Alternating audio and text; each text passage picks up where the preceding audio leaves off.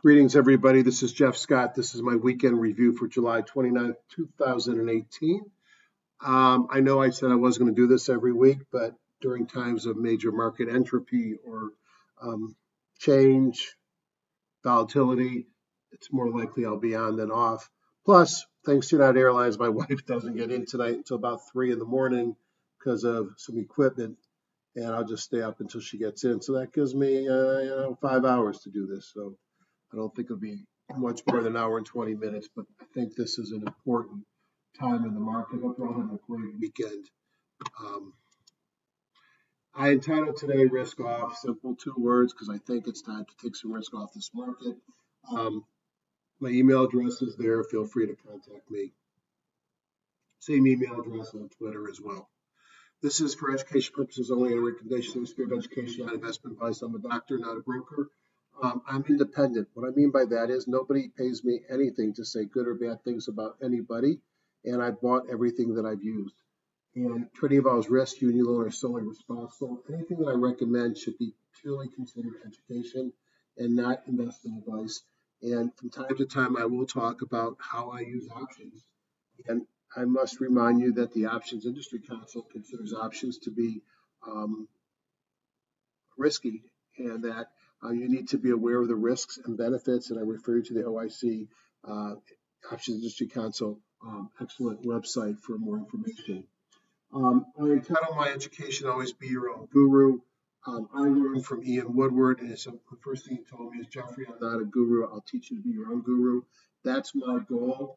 I don't charge for anything I do except when I do a live meeting. When I do a live meeting, I have costs, and I just charge so I break even. I really like giving back, and people ask me why I give back. Well, one, I've been successful in business, so it's allowed me to be independent and not have to worry too much.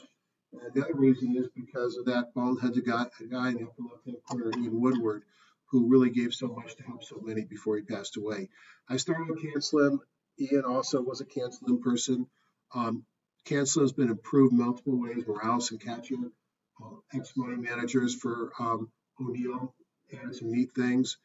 Ian worked with George HGSI and created a software tool that helped to automate and to take much of investors' business daily and the CanSlim approach to the computer. Ron Brown, who started like I as a student, ultimately had the opportunity and really to be jealous of to become partners with Ian and spend so much time with Ian. George Lee, I will be doing a program in October and November in Orange County. I'm waiting for them to finalize the date.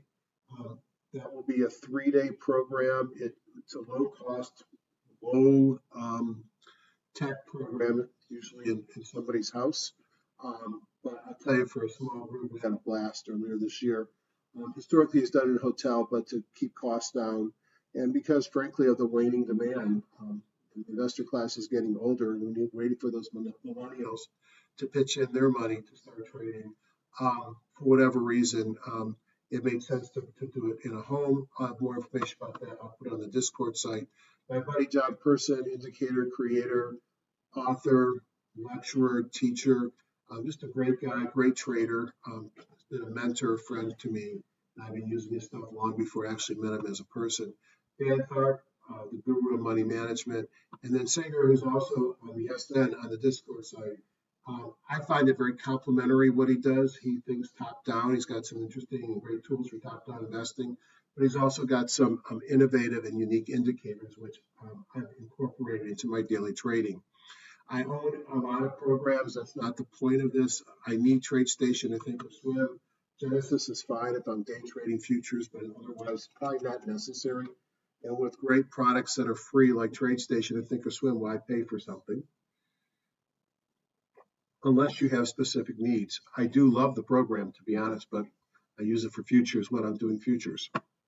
HGSI is my analytic tool, both during and after hours. EdgeRater complements HGSI. Seasonality, especially at times like this with earnings season and also the month of August, more to follow than some of my favorite websites. Speaking of websites, here's the HGSI website. Again, I get nothing if you sign up. All I want to point out is free 30-day trial. You don't need to register. You can go to Investing Strategies. You'll see my name and you'll see my weekly video blog there. Stock patterns are cyclical. To be a broken record, I keep talking about every time it looks like we're going to roll over, we have had a leg up. So keep that in mind during this discussion. That's going to be true until it's not true anymore. We have taken the top of this typical stock curve, and every time, and it's almost a Darvis box with a slight upward trajectory, and every time it looks like we're rolling over, we bounce up. But we don't run and break out to extreme new highs. We turn around and come back down. And is this time different? And is this the time that we actually break down? Either that or we're just at the top end of the Darvis box. I think we're going lower here, and that's why I said risk off. Now, if I think we're going lower, the first thing I do is I take smaller positions and raise cash. I sell premium, and then I start looking at both defensive measures to make money if the market pulls back, as you can see on the right-hand side, as well as looking at my positions, and those that I elect to save and keep for whatever reason, I'm typically selling calls on them at the minimum and sometimes buying puts, so in case there is a deep pullback. Certainly on my big dollar positions, I protect myself. Now on the left is a slide from Ian. And I played chutes and ladders when I grew up, but I guess in jolly old England they played snakes and ladders. And I talk about this during my live trading. You don't want to be doing great, growing your portfolio and hit the snake head and move all the way back down to the beginning. And I have to admit that early on in my trading days, back when I was much younger, I would move up a lot when the market went up, and I give it all back when the market went down. Don't play chutes or snakes and ladders with your money. On the right, I just want to point out that we are in year 2 of the presidential cycle, and that perhaps it's got something to do with the November elections that will be occurring this year. But you can see in this yellow box, between September of the first year and September of the second year is a weak period of time in the market. And this red arrow is not exactly perfect, but I'm calling out we're at a point where somewhere along where my arrowhead is, that we would expect further pullback going into September. So will this be an October to remember? Do we have a pullback that matters here? Do we go sideways? All those are possible. I just don't see us blasting off here. But since I still have some long positions, I'll take that too. So just in case you're ready to click off and not spend an hour and a half with me, here's my early thoughts. My long-term indicators still say to be long. As I mentioned, in the last 2 weeks, I was concerned the indices were topping out, at least on the short and intermediate term. The markets have stalled, interestingly, despite high numbers of EPS and revenue beats and a good print on GDP, although maybe not as good as some people thought we might see. We're entering a weak part of the year. I'm going to show you some data to support that. Be careful and protect your nest egg. And one thing that I thought was interesting is I create a super list of stocks by going to lists like the Weekend Review and MarketSmith 250, the HGS 100. And I build a list that includes upwards of it's about 1,100 stocks. And by the time I eliminate ETFs, cheap stocks, and low volume stocks, I get about 600. Those are stocks that make somebody's high-end buy list for the week. Funny thing is, when I went through them, I found there's just as many shorts as I did longs. And so if I'm looking at fundamentally strong stocks that made on Friday somebody's list of good stocks, and half of them, or as many that look like sells as look like buys, it really has to make you wonder what's going on in the market. Now, the sector report for Friday, it's an interesting day because financials have certainly picked up, and that includes regional banks and insurers. Industrials showed some strength as well, as did foreign markets with some dollar weakness that we had.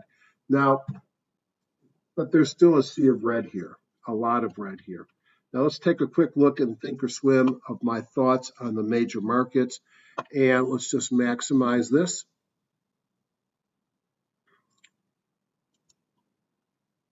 Let's try to max. Of course, didn't, and I moved.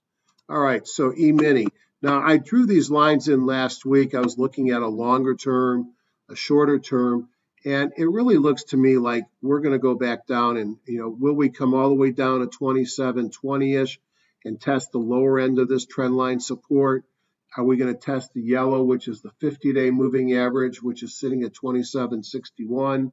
Are we just going to pull down into the 17? Just go back in the past, and it certainly looks like we're going to come down at least to that 50. That's my thought until, of course, 8 or to 929, when I actually have to be correct because it's my money at risk. Certainly looks to me we're at the top of the cycle, but we are still with very I think highs of the year. Let me go back and look at this. Originally we're in January.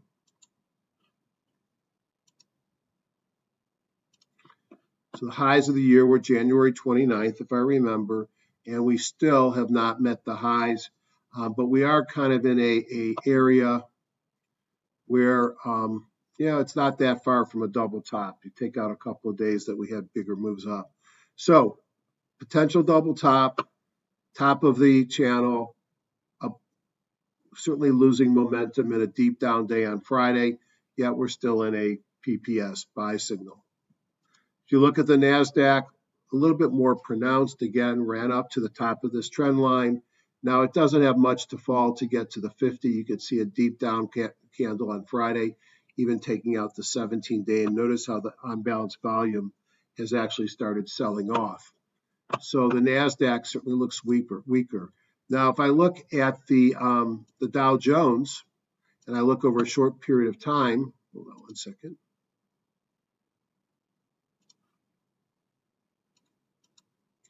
It too looks like it's peaking here or coming up to the top of the channel and rolling over. But like the E-mini, it's still in a buy signal and much closer to its highs. Like the E-mini, it has not yet taken out the high of the year, which was set in January. And lastly, the Russell, which sold off last week, like the NASDAQ, taking here even out the 50. But if we go back, let's look at this over a full year. It did set a new high. Hold on.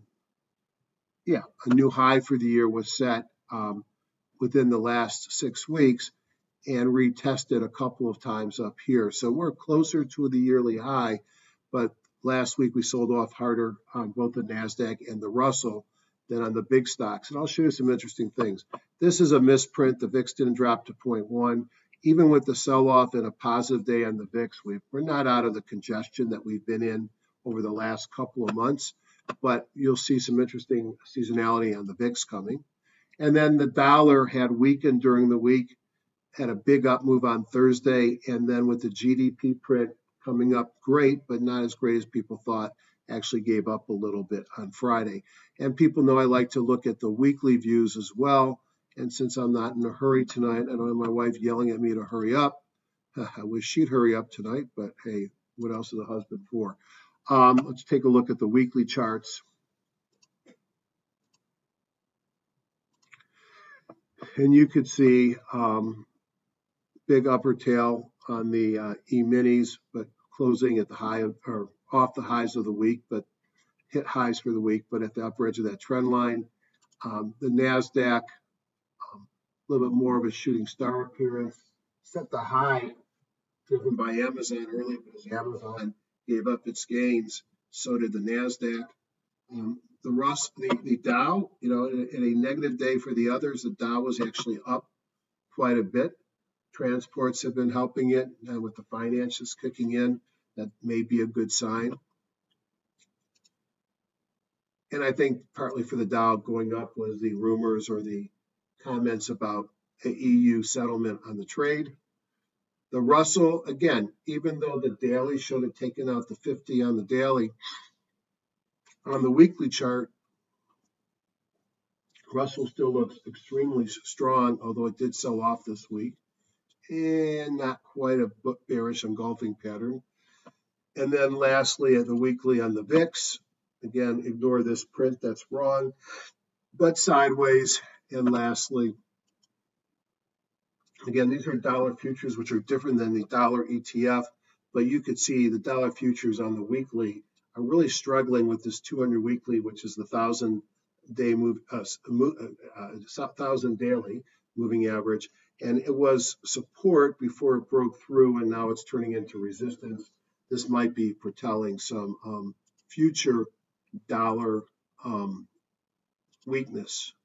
But then again, I've been saying that for some time, so what do I know about that? All right, back to the slide presentation. Daily, weekly, mobile. I use Genesis because as I said, for futures, and here's the E-minis, the NASDAQ, the middles of the Russell, then you have the NYSE and you have the Dow futures. The first row is daily, then weekly, then monthly. And the point is that monthly and even weekly, we look okay. And the sell-off that we saw that's making me sort of concerned really was a phenomenon that came in on Friday. Now, if you own Facebook and didn't have protection, you felt it on Thursday.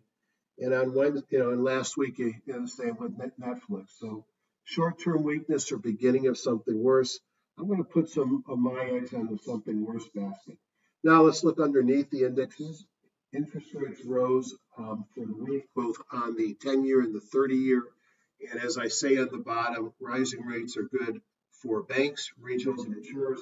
Clearly, my top and bottoms up review, top down and bottoms up. Banks, regionals, especially, and insurers came up to the top. Now, we keep hearing again about this flattening of the yield curve. So the blue line, this is the flat line in pink, is still well above the flat line, but the different yields are coming together here. Now, if we start to raise rates on the longer end, then perhaps this will be aborted.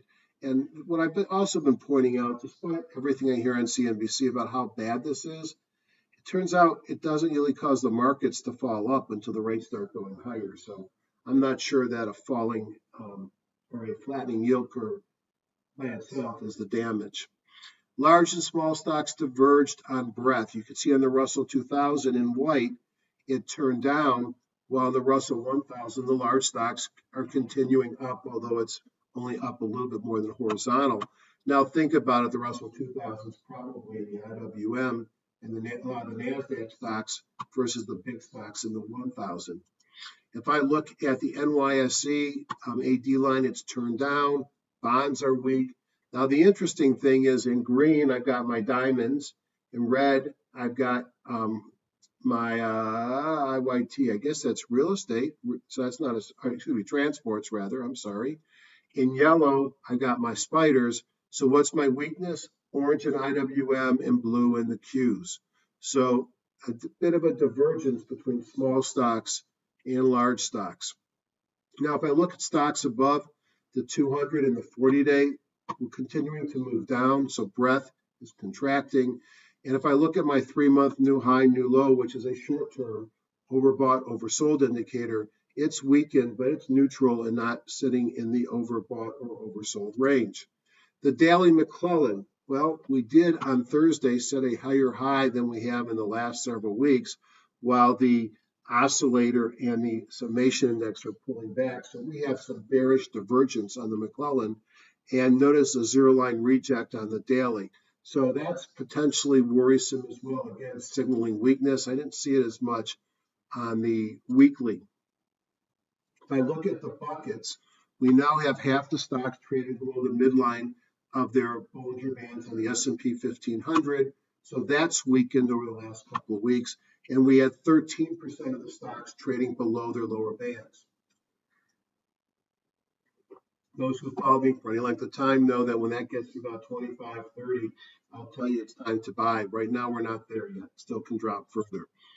Indices tell you that to be concerned. There's not been you know what? I put the wrong pictures in. I'm going to take a break and fix that. So hold on 1 second.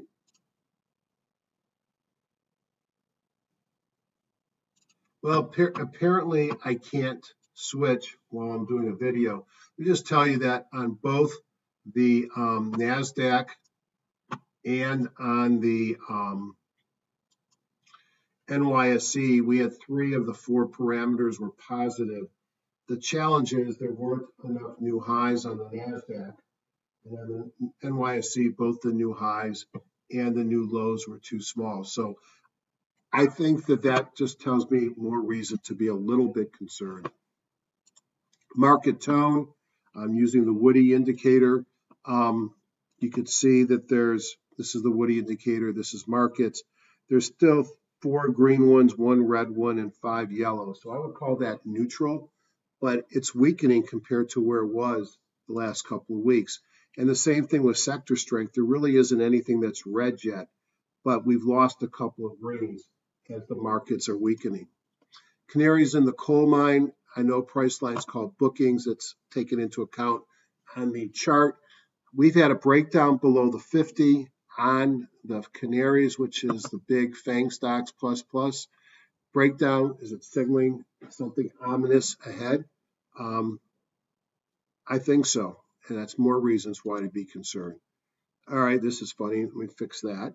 Know your earnings and your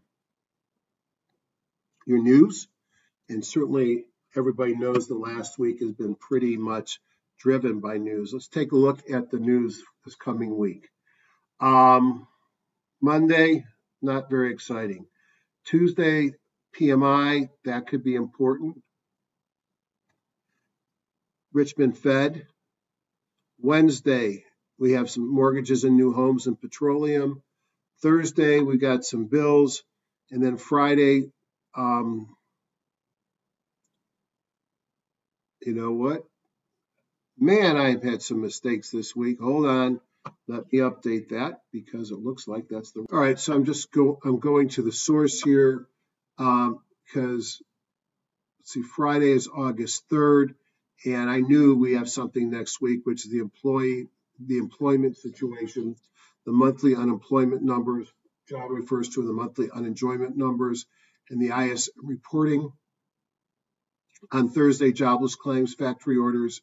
On Wednesday, we do have some mortgage applications and the petroleum report. On Tuesday, we have Chicago PMI, Case-Shiller, Red Book, and then not a whole lot except for the Dallas Fed on Monday. I'm looking at it.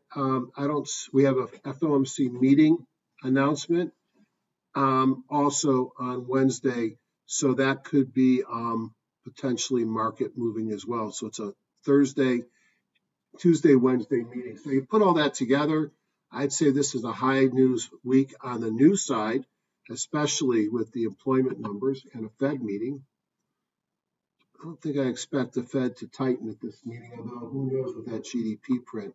So now let's take a look at this and let's make it bigger since I already looked at the news. It's another giant week of earnings. Say it again. It's another giant week of earnings. Caterpillar, Seagate, KLA Tenker, Chegg, one that I put on my short list.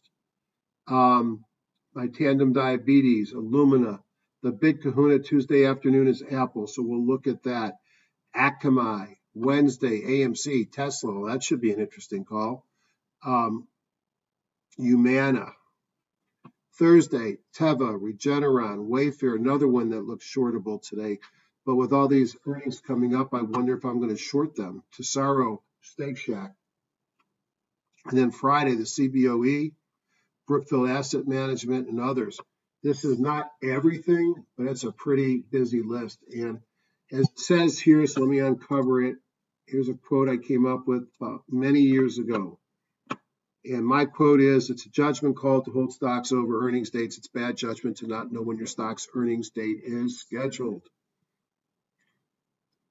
Now, I'd like to review just what I did because I talked about them in advance on some of my big stocks. I have 4 big holdings that are long-term: Netflix, Facebook, Amazon, and Apple. And we had 2 bad earnings reports on the first 2. One that gapped and crapped on Amazon and one that's coming out this week.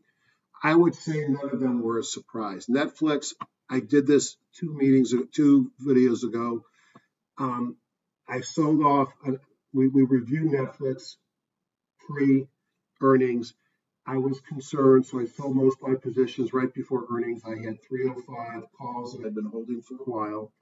I bought at the money puts to protect my remaining positions or calls, and I sold calls out of the money to pay for those puts. And as I put out on the Discord site, even with the Netflix crashing, I still was able to make money on the day after earnings. I still have my calls and some puts on them. I'm likely to close them this week and take my profits off. I thought we'd see a bounce, and we didn't, even with what happened with Amazon early in the day. Facebook, Facebook, I wasn't as worried as Netflix, but I did buy puts at $217.50 on the earnings day right before the close because I got nervous. And I covered every one of my shares. I paid about $5 on them. And then I sold some calls above the price where I got back $2 or $3. And then lo and behold, the stock dropped from 270, you know what it dropped to. And then I actually sold some puts against the puts I had, hoping to make a little bit of money on the bottom side as well, creating a put spread. Did okay on Facebook. So that's my 2-0. Amazon, after Facebook blew up, I bought some expensive puts. Those puts were probably $40 a share. I bought them with 2 days to go at when Facebook came out with their earnings. Those 1840 puts guaranteed me the right to sell, but not the obligation, my Amazon stock for 1840. My hope was to avoid selling the stock and protect, get an equal loss or equal gain as the loss on Amazon, and take the P&L on the call options or put options and not have to sell my stock. So I also sold 920 calls, partially financing it. I'm still holding the puts as the stock really did not behave on Friday. It gapped, it crapped. I'm still concerned about Amazon. Amazon wouldn't surprise me to pull back 50 to 100 points from here. It's still in the year closer to 2000. I love Amazon. I'm not getting rid of it, but I may keep it protected for a little longer. Apple's the next one. We'll talk about what we might do there. So what are my thoughts? Weekend with significant damage in NASDAQ and Russell. AD line on small stocks and decreased percentage stocks. Man, I should not do this at night when I'm sleepy. Above, major moving averages suggest that we may not bounce right away. We're in the second year presidential cycle and seasonal weakness, which I'm going to show you in a moment for the next month or so. Starting to wonder if this will be in October to remember. Ian also taught us that most bear market lows occur in the second year of the cycle. Of course, we need a big sell-off here to be in a bear. I'd rather be wrong and keep my nest egg than worry about missing the beginning of the next leg up. There's always time to get back in. Look at what happened if you didn't get in March 2009, but you waited until July. You still would have made a lot of money. And if I need to avoid more taxable gains, I can protect profits with puts on my major positions and or contra ETFs. And I did both of those strategies naked on the puts on when I think the market's rolling over. Top-down agenda. I want to do a little bit about market performance, and it looks like I've got a couple things I want to show you. The first is let's look at market indices performance by month and look at the average performance. And on the S&P, we got back to 1993, so that's 25 years. And the average performance for August is plus 0.2%, and it's positive 96%. That's interesting. How about the diamonds? Average performance is minus 0.9%, although that's only about half the 50-50 chance of being down. So that's a pretty big pullback, 0.9% average on the diamonds, and that's going back to 98. If I look at the Russell, August is a break even. It's flat, 50% up, 50% down, 0% average return. 2010 and 11, which were the market was moving back up, were pretty rough, as was 2015 on the Russell. Those were its biggest loss years. And then lastly, the Qs have a 0.6% move in August, and they're positive about 58% of the time. So looking at that, spiders, a little bit positive, diamonds weak, and then the big winner here looks like it's technology with the Qs. All right, well, that's good to know. How about other things? Notice the VIX monthly. It's red all the time except for 1 month. The only time of the year the VIX has averaged positive since 2009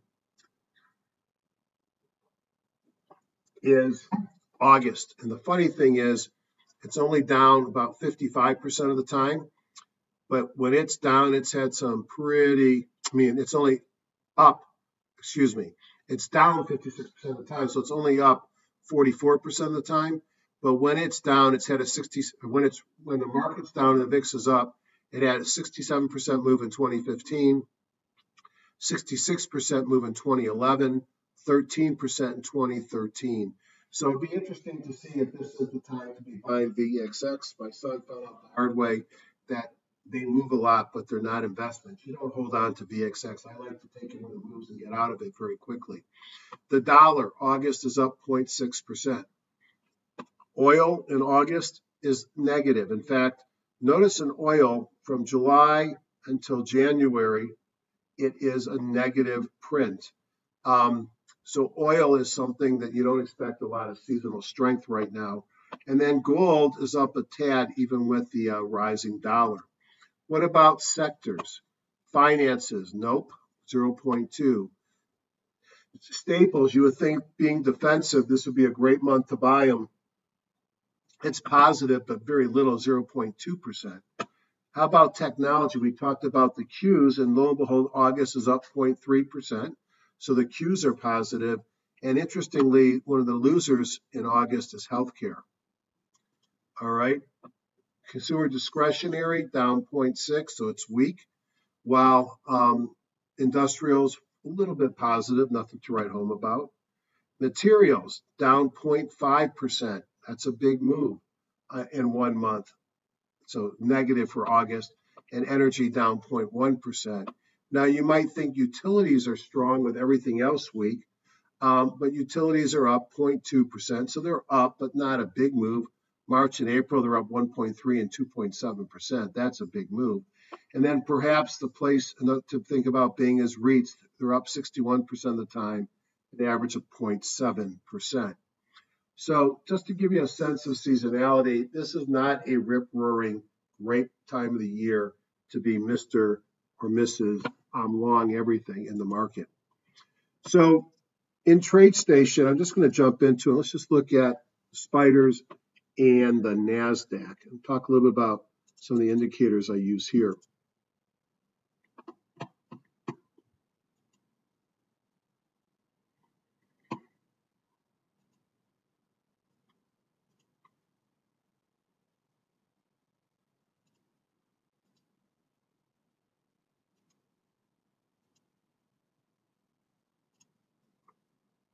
So here's the E-minis. They're already on. So the E-minis are still, this is John Person buy on daily, weekly, and monthly. They're not outside the envelopes, okay? But they have these red dots, which are concerning for MACD divergence. Now, why is there MACD divergence? From the bar here to the bar here, we got higher highs, but the MACD histogram is actually lower. So there's MACD divergence. That's somewhat bothersome. I look for the color. Green is a elder impulse buy, so you can buy or hold. Red is a sell, you can sell or hold. Blue, you can do whatever you want. So that's neutral. So I've got a buy signal, but I've got a couple of negatives there. I look at my high jump bar, which is fine. I look at my weekly bongo, which is fine. E-mini looks to me like it's ready to pause, but that's just one man's opinion. The NASDAQ,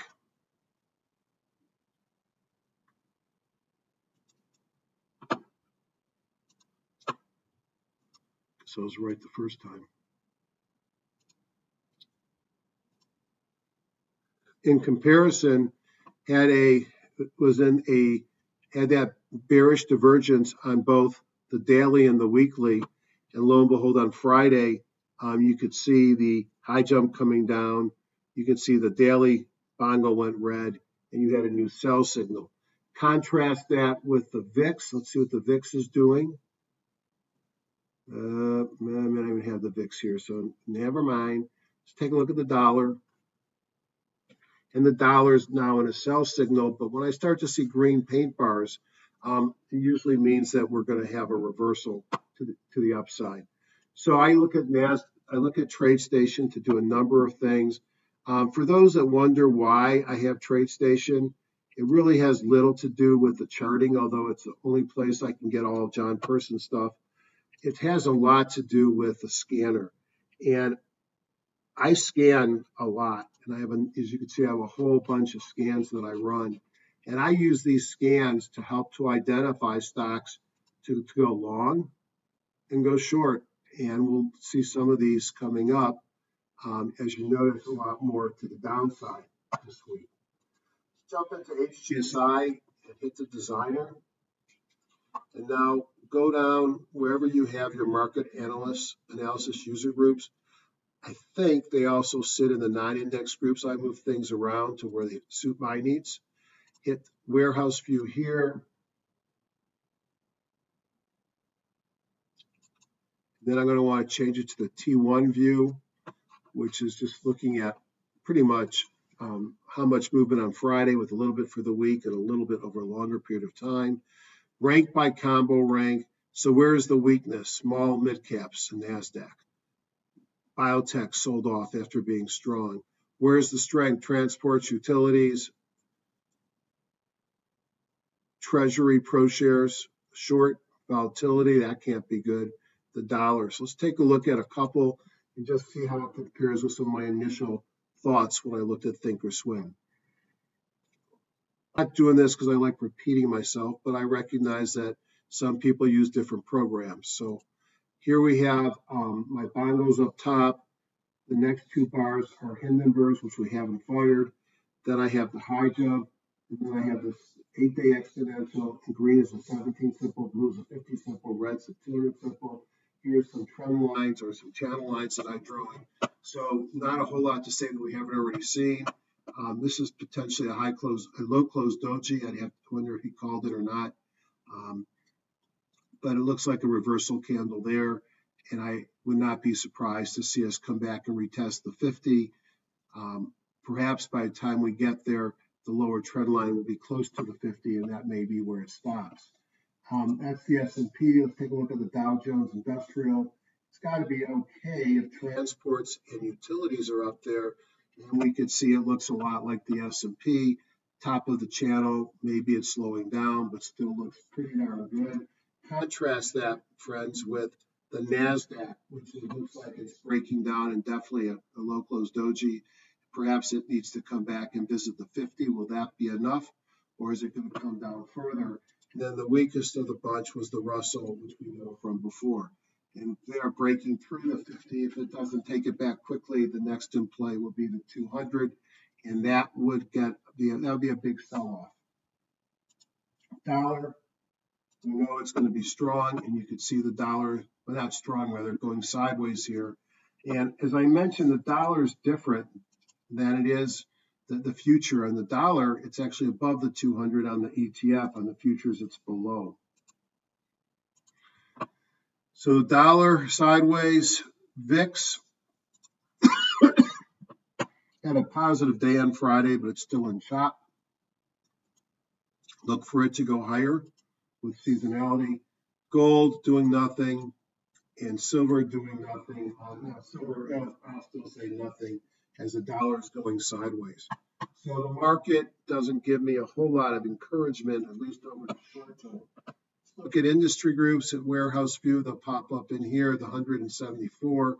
And let's go to a 2-day force, and you can see we've dropped from 40, 50, 60 groups to just 14. And looking at them, food and drug stores, auto parts, life insurance, utilities, railways, And tobacco, there's a lot of defensive types of groups sitting there. Let's compare that with the 2-day down, where we have 48 groups, including biotech and a lot of the technology plays. So I start by going through the top couple ups to the upside and the downside.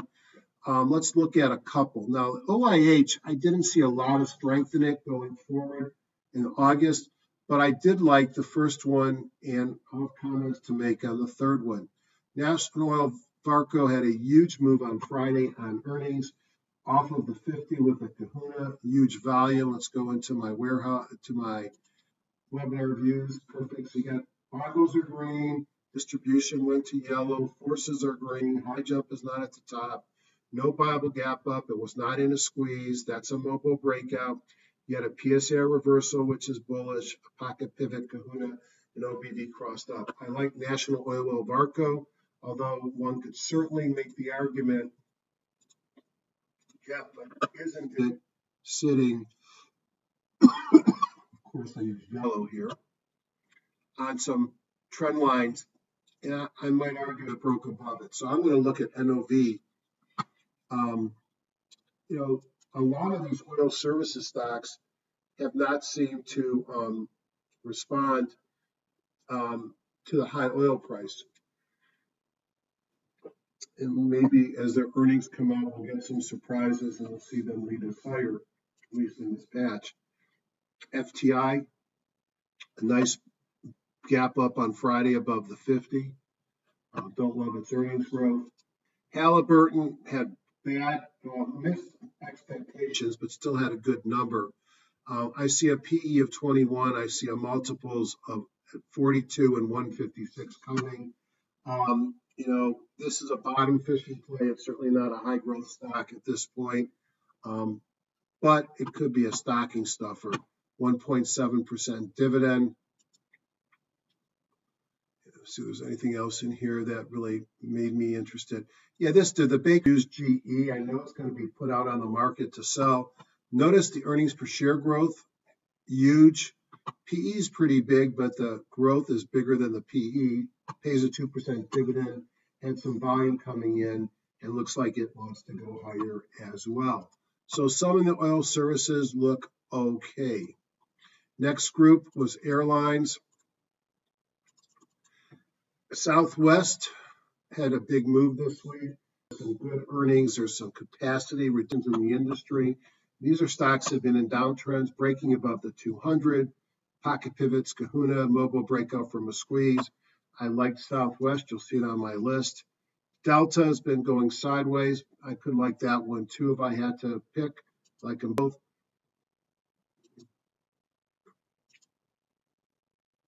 SkyWest sideways, and then a Bible gap up, like that one as well, at least over the near term. So airlines are showing some strength.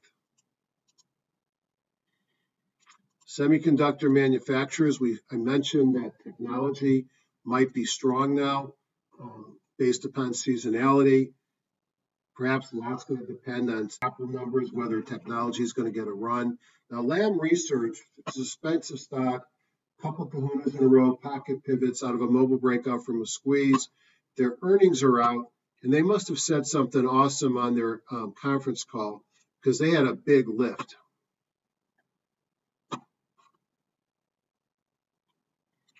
They called a bottom in their marketplace. Let's see what it says here.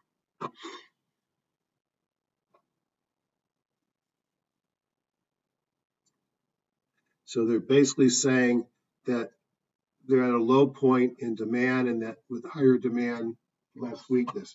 Now, that may reflect in other stocks in the category. This is one that's expensive, and so unless you play options, you might prefer to be living elsewhere. Applied Materials has a very similar chart pattern. Look at that. Almost didn't change. It gapped up, a couple kahunas, pocket pivots. Earnings are the 16th. It pays a dividend. Taiwan Semiconductor actually broke above the 2-day moving average. I thought they actually warned a little bit about chip sales and scared some people on the cell phone makers and Apple, but they seem to be moving. These are stocks that have not participated in the bull market so much over the last couple of months. Tiered I don't like. MKS Instruments, not right now. Kellencorp, similar pattern to LRCX, also an expensive stock. Good earnings per share growth. Its earnings are Tuesday, so forget that one. I'm not saying I'm going to buy Xera. I'm not recommending you buy Xera, but here's my favorite pattern. Uptrend, sideways, Kahuna, in a squeeze. I'd like to see it get above 14.5, but this is my favorite pattern that I look for. So typically, today's not a typical day. I go through all these groups. Is the top 10. There was a buyout in the food and drug, so super value is getting purchased. I don't play those games. You'll see how it gap sitting up here now. But this one interesting, Walgreen Boots. Clearly it's in a downtrend, so that's a caveat. It did break above the 200. Group strength is pretty strong. Weekly bongo. Volume went positive in a trend line break a while ago. Earnings per share are stabilizing. I might be nibbling some on Walgreens. CS is here as well. And Kroger's. All right, so that's a group that got helped around by the super value acquisition or offer. Refiners, I liked Holly and a couple others. Let's take a look at what we got here. I know at some point they'll be turning off the summer oil and getting ready for winter oil. I think maybe the crack spread increases, that they seem to do well price-wise then. Marathon Petroleum coming out of a deep scoop here. Kahuna's pocket pivots all green. Good earnings per share, at least the next quarter, 2.3% dividend. I'm not a big fan of Worldview Services, but it has broken above a trend line and a downtrending 200-day moving average with a viable gap up. I'm not a big fan of that one. Phillips 66, sort of a shallow cup and breakout here. I like that. 2.7% dividend. And Valero, similar pattern. And then I also liked Holly Frontier. So here is a group, setting up that has a lot of good-looking charts, perhaps one of the better groups thus far, and that's refiners. Diversified banks. It's funny, somebody asked me about a week ago, 10 days ago, what new stocks should they come to buy? I said buy Bank of America and buy J&J, and this is about 2 weeks ago. J&J, we'll get to, but here's Bank of America, similar pattern as JP Morgan. Looks like they're done going down. Retested here. You've got the 17 breaking above the 50. You've got the 8-day above both. You've got a new weekly bongo. You're back to about 31. Pays a 1.5% dividend. I like Bank of America, but you know what? I also like JP Morgan, and I'm not that upset. Even like Wells Fargo, as you can see here, a little bit deeper in its pattern.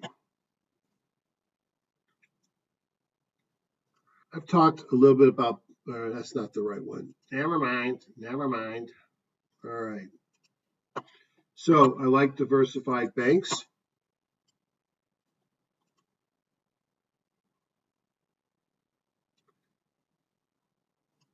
Just take a quick look at life insurance because I liked a bunch of those. And Torchmark looked like one that was at a very viable point. Some of my scans actually picked out snow. So here is Torchmark breaking above 200, pocket pivots, kahunas, mobile breakouts, good earnings per share growth, pays a small dividend. Manulife showed up on my scans too deep in the pattern to get me excited. Pays a 3.7% dividend. And AFLAC, a nice breakout this week, as you could see here. So insurance companies benefiting for rising rates. If I go to the dark side and look at some of the things that are moving down,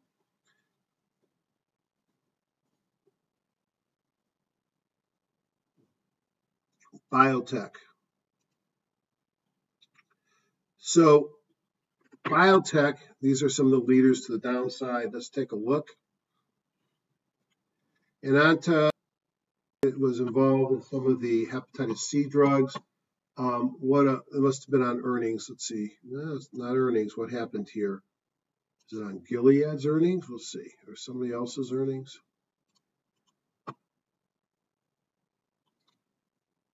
It's a beautiful feature that it opens up FinViz with the right name. You could see breaking through trendline support.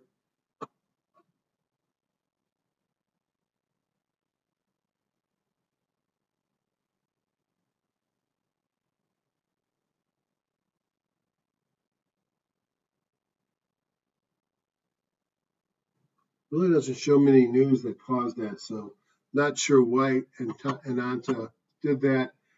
I'd certainly expect it to rally back up, perhaps close to that 200, but once it fails that rally, this would be shortable. It's a $100 stock.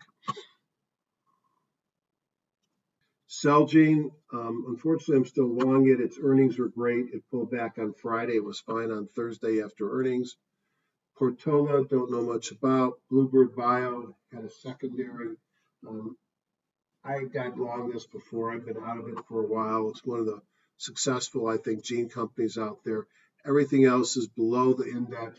When I short, this is not a bad pattern to short. Unfortunately, it's an artificial index.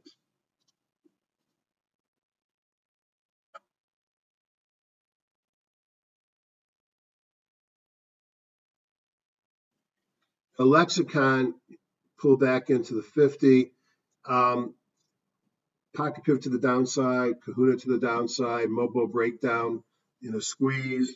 I just hate shorting Lexicon because they got a great new drug coming. If it gets approved, the stock will go higher. So biotech had some weakness. Infrastructure, software, Proofpoint. Used to own this guy. I always follow it. Sold off some this week.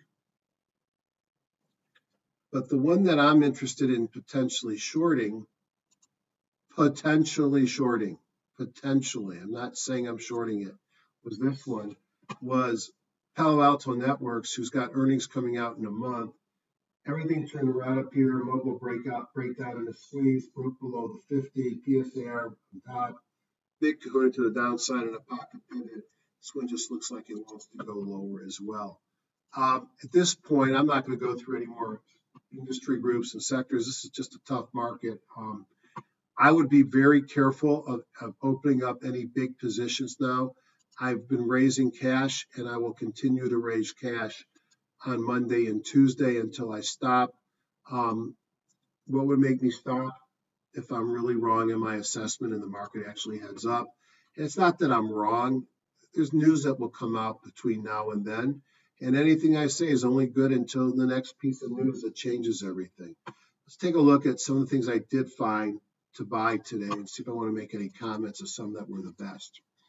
I don't know much about Covanta Holdings, and it looks to me like there's an artifact. In my opinion, there might be an artifact in HGSI. It almost looks like, never mind, it's a different one that had the artifact. But this one had a mobile breakout from a squeeze, a pocket pivot, and a kahuna. It's got great earnings per share growth, pays a huge dividend. And for whatever reason, some of the waste management stocks really moved up this week. I think somebody had some good earnings and good projections. Covia is what I was going to mention. Don't know anything about this company, but it had a pattern that I like, which is pull back to support at the 50 with a kahuna and a mobile breakout.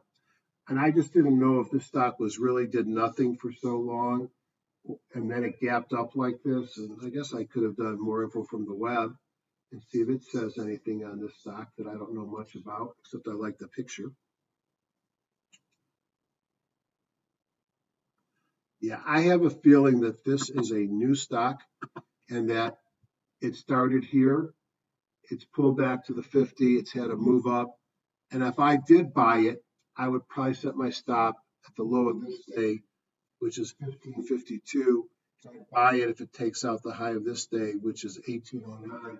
So you're going to have a pretty big stock, which would be the reason not to buy it. I like the pattern, however. F5 Investment Corp, if I was really afraid, and I am a little bit of afraid, and I wanted to get a good return in safety, I might look at something like FSIC. We're looking at the delta here between a high of 8.9 or 9.3 and a low of 7.1. So it moves in a $2 range, pays a 9.4% dividend, and as a stock, it's broken above its moving averages. It actually looks pretty good to me. So I found a lot of banks I liked. I liked some of the small banks. Let's take a look at KeyCorp and Huntington and Regional. I think two of them I liked more than others. Here's KeyCorp, it's broken out, broke above this congestion, great earnings per share growth, pays a dividend. Huntington Bank shares looks the same, just not taking out the prior recent highs. Reach Finance a little further down in the pattern, but broke above the 50. I like this, and the other way of playing regional banks is KRE. Let's take a look at what KRE did. There are a lot of regional banks. You can see the ETF is not quite as good as those two stocks or three stocks that I showed you. Coming down the list, integrated oils. Take a look at those. Chevron.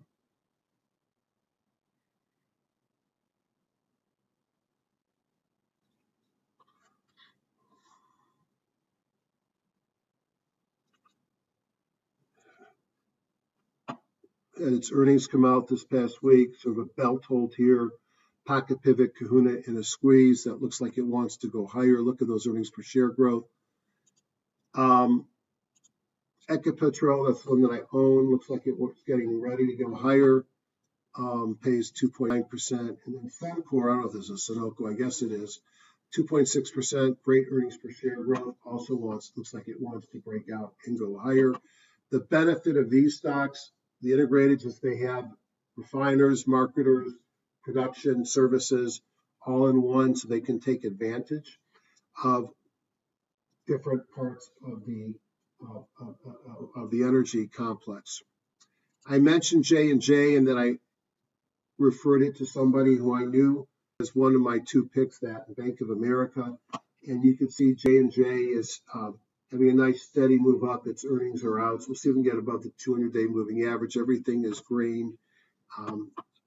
J&J looks good to me. I showed you Torchmark already. I showed you Baker Hughes and Halliburton NOV. Showed you these. So pretty much most of these stocks here I showed you. On Mallinckrodt, I don't want anybody to think I've gone crazy and that I'm recommending that this company, which has just been a disaster, except it's been beaten up for so long. It's clearly turned up. Here's a weekly, taking out the 50 weekly. It makes money. It doesn't have any earnings per share growth. A lot of people say it's the next Valiant. Well, I'd say it's already been the Valiant. It's dropped from 135-ish down to 24. It actually got down to 14. I think their acquisition of Questcor was stupid. It was one of the drugs that had some price manipulation, and it just killed them after they bought it. But maybe it's time to start thinking about getting into Mallinckrodt, buying some cheap and seeing if you get a move. Those are some of the longs. I showed you some of the ones that I liked. It ain't great. They're not perfect. Maybe Torchmark would be one of my favorites in the insurance category. If I had to put my hat on one that I would buy right away on Monday. Rates are going to go higher. I like the pattern here. I did like Torchmark a lot. Now, this was the easiest week ever to find shorting candidates. And you could see I've got quite a few of them as well, including things like the Russell. So these two I like a lot to short. The problem is They both have earnings this week, so I have to be aware of that and decide whether it's worth it. Here is Chegg, consumer discretionary, which is weak in August. Huge run up from 15 to 30. A breakdown, that's a low close doji, a PSA reversal, a mobile breakdown from a squeeze, downside pocket pivot, downside kahuna. What do I expect something like this to do? I expect something like this to, could drop further, but then I'd worry about it coming back up to retest the 200 and then break down, and that's the break I want to buy. So I'm going to put that on a watch list. If it continues to fall on Monday, Tuesday, I may not wait for it to test. I think Chegg looked weak. I also thought Wayfair. The difference here is Wayfair's got the 200-day sitting underneath to support it. On the other hand, look at how much money it makes. And it gets just a ridiculous multiple. I guess it's part of the Amazon mania. Now, I got Market Smith open on a different computer. Let me just see what the earnings projection is for Wayfair. So to lose $3.18 and only lose $2.25 in 19, it's got no multiple because it loses money. It loses 90 cents cash flow. I don't get it, but I think that I still may short it even though it's at that 50. But it's got earnings this week, so that would keep me a little bit tempered. Viva, once a high flyer. It tested multiple times the 50. It broke through here. Global breakdown from a squeeze. Now, it's got good earnings, but it's got a huge multiple. That's one that popped up at me. Westlake, a one-time leader, breaking down here below the 200-day moving average in red.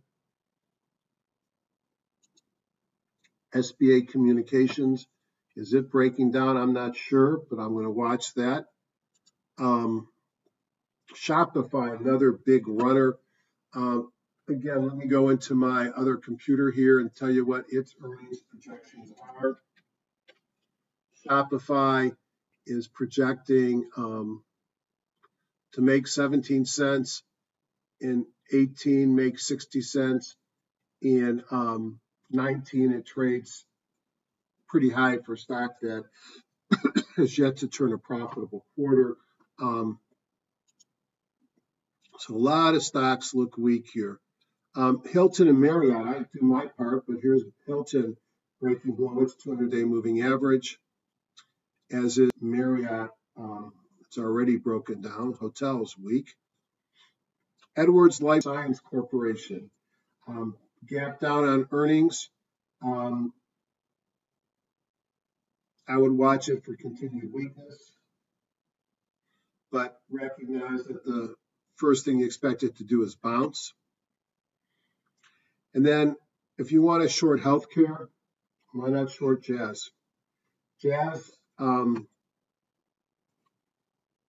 was like Questcore. They have a drug that they've had some pricing questions. This is a market where you have a president that fights high-priced drugs.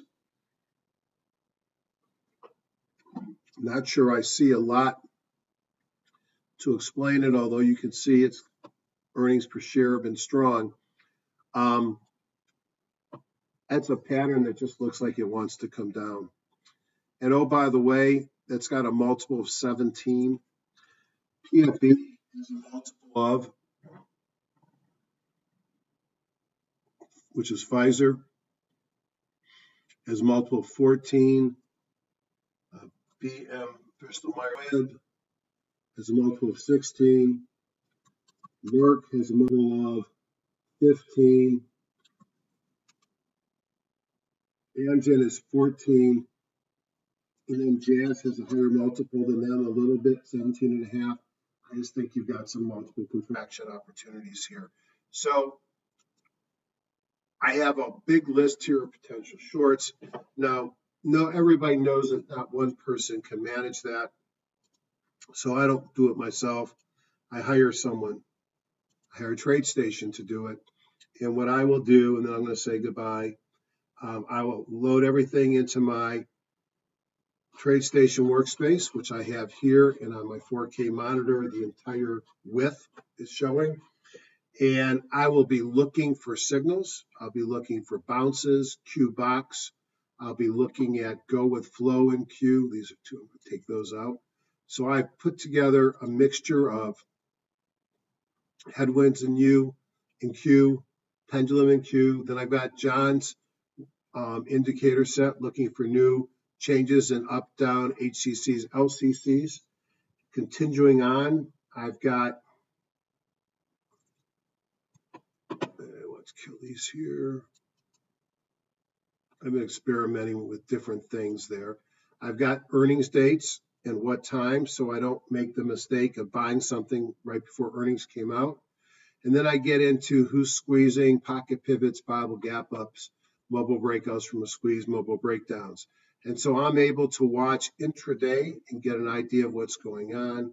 Here's another stock that I liked, CSEE. And let's just take a look at it in, we'll look at it in TradeStation. What the heck?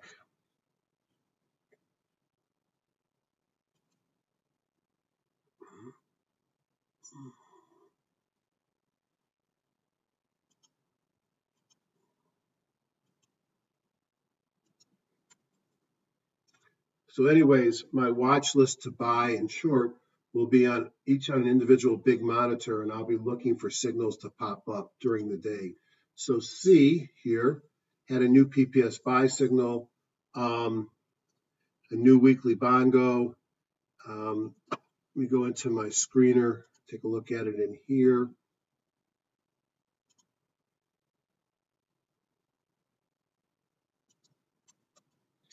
This is sort of my kitchen sink place where I like to look at charts after I've thinned down the list, because it takes a little time to write, as you can see. So here is a long-term trend line support on SCE, pulling back on Thursday with a high close doji, and Friday a new PPS buy signal. On the weekly, we had a PPS buy signal coming in. We're coming out of a squeeze in both the daily and the weekly. Our OBV is breaking out on both the daily and the weekly. I can see that even with price that was coming down, the histogram had been going up. I had a lot of green dots firing in my different indicators. I like C a lot, and I think I forgot to add it to my buy list. So let's make sure it stays in there, and then let's just take a look at it with an HGSI chart and say goodnight. While I'm doing that, I just can't emphasize enough, be careful with your nest egg. If the market, oh, it's in there, it is in there already, sealed there. If the market sells off 10% in the next month, you only got to make 11%, I believe, to get back to where you started. If the market sells off 50%, you have to get 100% return on your remaining equity to get back to where you started. You can't afford huge drawdowns. And if you're old like me, I'm not that old, I don't feel that old, you're going to get old enough that those drawdowns are going to be hard to get over. So I've now learned to be safe. That's why I spent money about those puts. I raise cash in times of concern. I'm careful on new positions entered. I get smaller sizes. So it looks sideways here in this chart, but it did break above the 50, a mobile breakout from a squeeze, and a couple of kahunas. Those are signs that I like. It's got earnings per share growth double what the PE is. It's a packaging store. So I may see what this does this week. I certainly liked it a lot of what I saw on TradeStation. On that note, I'm going to say goodnight.